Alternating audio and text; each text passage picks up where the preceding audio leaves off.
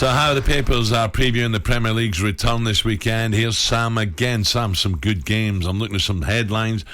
This is in the Mail. Arsenal will finish fourth. They deserve it. United are shambles. No, Spurs will pip them. Conte's toys are out the pram, but he is brilliant. Yeah, a lot of the newspapers, boys, this morning are asking and answering some of the big Premier League questions. It returns tomorrow, as you mentioned, and it really is the crunch stage of the season. The Mail ask some of the big questions. I want to throw some of the questions your way, boys.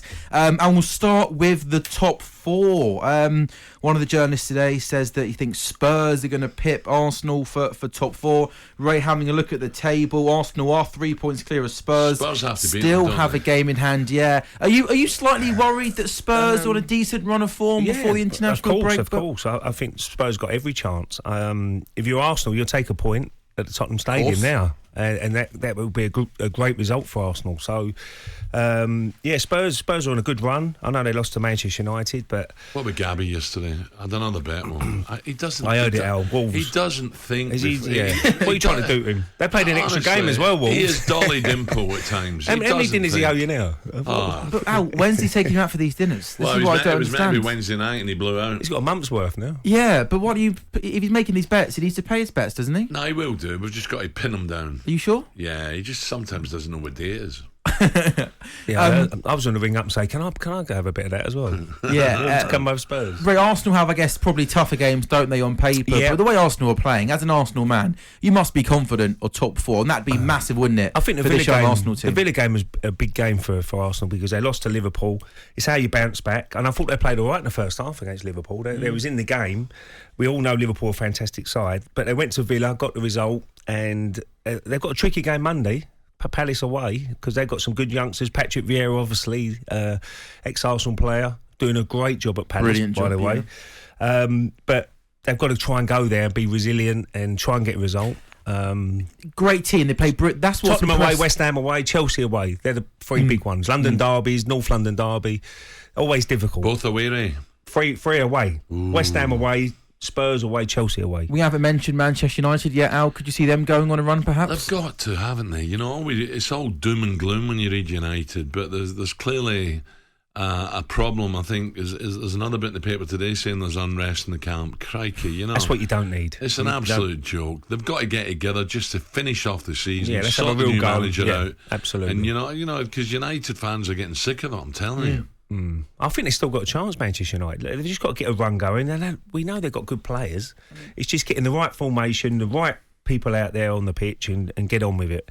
And do it for the fans, really. I mean, the players have got to go out and say, come on. You know, in the olden days, Ray, we'd have a big meeting. Roll your sleeves up. We might go on, listen, I'm not saying the game has changed, right? It's not all about getting together and having a few pints. But in the olden days, that's what would happen. The captain would say, right, sit down. You don't have to drink, but just sit down. We're going to have a few. Those who want a couple, we have a couple. We're going to sort this out in this room now. What is the problem? What's your problem and your problem? And you sort it out. And you know, everyone gets a slap in the back. Say, come on, the weekend, whatever a living we put out, we're going to steamroller this mob. We're going to beat them. We're going to get back and finish the season off with a bang. Someone's got to take the reins. That's the good old days, but I don't think that happens now. I think times have changed, Al. It should happen. I totally agree with you. And we used to do that in the dressing room after we've lost the game. We'd have a big meeting on a Monday, and people say, "What happened? What was you doing for the goal?" Who'd be the most vocal players in your the Invincible dressing room? He was very clever because he didn't want to jump down people's throat straight after the game because he might have got it wrong. Because sometimes watching it live, I might have gone to mark someone, and my man's got in and scored. But the guy I'm trying to mark, I'm doing my teammate a favour. And that's why my man scored. Yeah. So it's his fault, really, if you know what I mean. Yeah. So Wenger used to always look at the video plenty of times, and he knows exactly whose fault it is, and the players know whose fault it is. And then you sit down, as it started, say, what was you doing for the goal? And I say, well, you was out of position. And then you have a big argument. But at least you sort it out. That's what you got to do. Because you're professional footballers. You want to be successful. So I think that's the thing that, as Alan says there, Manchester United have got to do that because you're playing for Manchester United. This is the biggest club, one of the biggest clubs in the world. And United are still in it. You know, they're four behind Arsenal and one behind Tottenham. You know, they finish off the season well. They could be fourth. Well, they've got to go to the Emirates as well. Big game, yeah. Look, you've got big players, so they can turn up on a big occasion and beat Arsenal, and that's what they've got to do. But they've got to sort it out. There's no good having paper talk every day about Manchester United. Oh, we're not happy. This, that, whatever. Just get on with it as players, now. Yeah, I'm totally with you, Al. Another question that's being asked across a lot of the papers today, boys. Are Everton too good to get relegated? They've got some tough fixtures. You don't think so, Ray? Well, no team's too good to be relegated. You've got to earn the right to stay up in the Premier League. And at the moment... Did you hear the news yesterday, Ray? The financial year end, they lost 121 million last year. And they're now saying either Calvert-Lewin or Richarlison's got to go. Well, the recruitment's been shocking at Everton. That's been their problem, and that's a big blow to Everton. If one of those guys have got to leave, I mean, that'd be a nightmare for them. Yeah. And I'm sure lots of clubs will be straiting for Calvert-Lewin. There'll be was it West Ham? West Ham will he go to West Ham? He's too moody.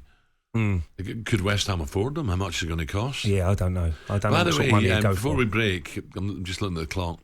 I was doing, we're going on tour. We're doing 7 shows around the country. Oh, yeah. No. Oh, yeah. What's our party bus looking like, Al? Yeah. A lot of champagne. But just before, we're going to talk about it in a moment. But I was talking to a journalist from Stoke yesterday, because we're going up to Stoke, aren't we? Are we? You won't believe it. They sent me a team sheet when I was playing for Ipswich against Stoke.